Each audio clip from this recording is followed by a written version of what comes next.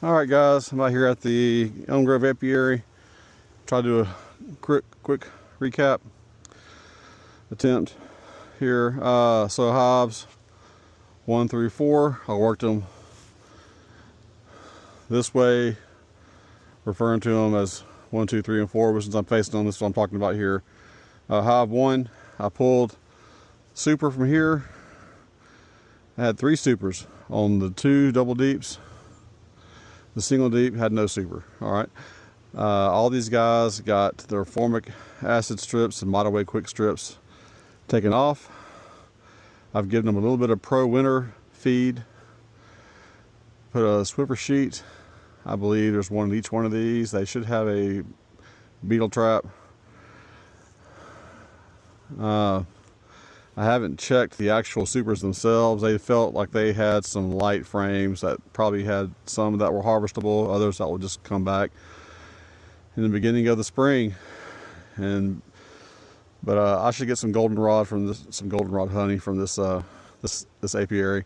Anyway, reducers on here.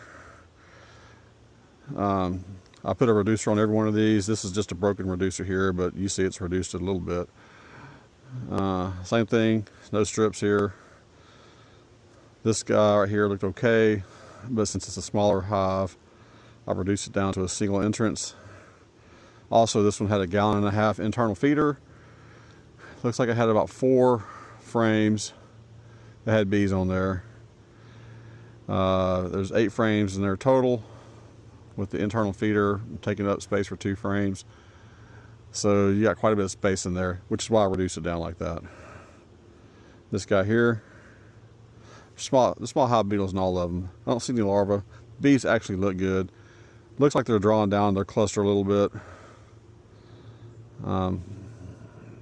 But I mean, I'm not disappointed.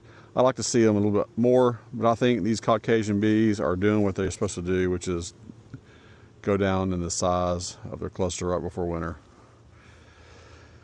So hopefully all 4 of these hives will be strong coming through winter.